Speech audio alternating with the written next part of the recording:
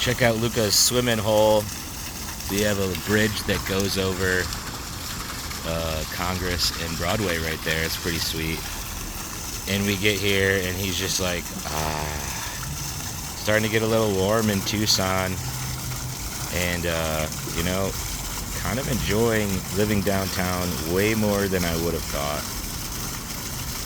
Getting to know Tucson a bit. And, I think Luca really enjoys the downtown now that he's a little older. Because we used to, you probably see a lot of our videos, we probably went, every day on all kinds of hiking adventures. But you can see we have this hike right here. And then there's this cool fountain and kind of goes along the city. We have kind of a cool little kind of walk that we do. But it's Friday, and I wanted to just send out some good vibes for everybody. Every Thursday I have a grief share group that I go to, and if you are struggling with grief, that's one thing I would really recommend is to find a group. If you're still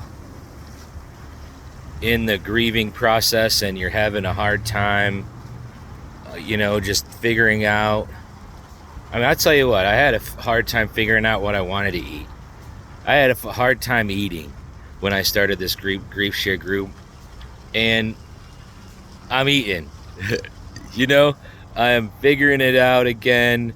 I think maybe the food kind of turned me on to enjoying some popcorn. When I sit down and eat some popcorn, it reminds me of Mom. My mom loved popcorn, and I will admit, maybe I don't need to eat as much popcorn as I've been eating, and maybe I need to get out on my bike a little bit more. I'll do some of those videos too, but I haven't been on my bike very much. I haven't been doing things that give me joy. Aside from taking Luca on a walk, I think the narrative with grief is it's sneaky. It's different for us all. But what I can say for me, losing Mom, I didn't live down the street. I talked to my mom as much as I could, but probably not as much as most. Just because she wouldn't be feeling good. And if Mom wasn't feeling good, she didn't really want to talk on the phone for hours on end. However, if she was having a good day and, I had time, she called me, that's what we would do. We would talk for hours, just about whatever's going on, like, it could be as, like, what's going on with my house, what am I fixing today, she was always pretty interested in dating, and I tell you what, I wasn't dating too much, so, not much of a story there, but there in the last year or so, maybe 2 years, I guess, looking at it now, she just wasn't feeling good. I would call her to check in, and she'd answer the phone and just say, "Hey, honey, I'm not feeling good," so maybe there's a situation where I was starting to grieve before she passed too. Maybe I was starting to feel a little grief and worry before she even passed.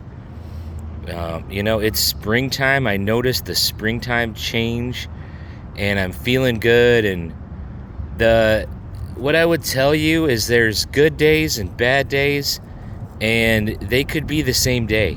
There's good moments on a bad day, bad moments on a good day, kind of thing. But the thing is with grief is I don't think you can do it alone. And I don't think that you even need, I think people that you don't know so well in groups, a friend of mine's going to a survivor group, and also I found, this year, people that have had loss or are, have had some personal. One guy, he actually had he almost died and came back, and it was a whole story. And now he feels, he's like, people that have lost people just come into my path all the time. And this is what happened to me too. I bumped into a neighbor around the corner, similar in age to me, similar in a lot of things. And she had suffered the loss of her husband. So we're friends now. We talk occasionally. She'll go on walks with Luca with me to just kind of connect. And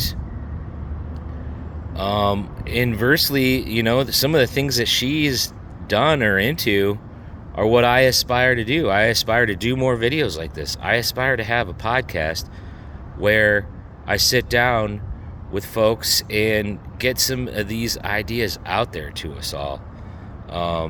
And I think grief is probably one that we, just the nature of it, we don't know how to deal with somebody that's in a deep grief.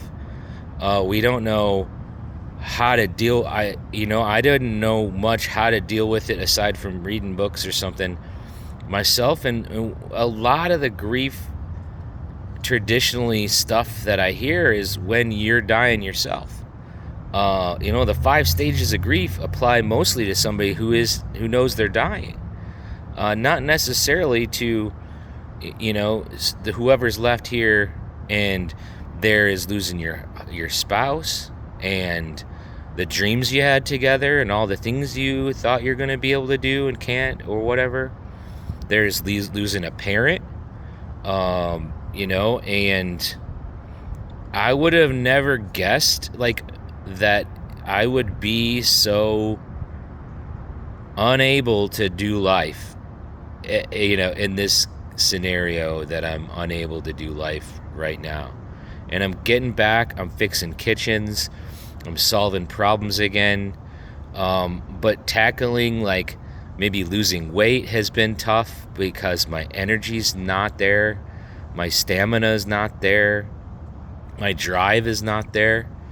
So I'm going to keep going. I'm going to keep forging ahead. I really feel better when I talk to you guys. Hopefully 5 of you watch these videos, and I know some of my good friends are really chiming in and saying good job and that kind of stuff. But let's think about what gives us joy in the day. I'll tell you what, walking my puppy is the key to my life right now. He wakes me up every day, and I am super thankful that I got a partner by my side.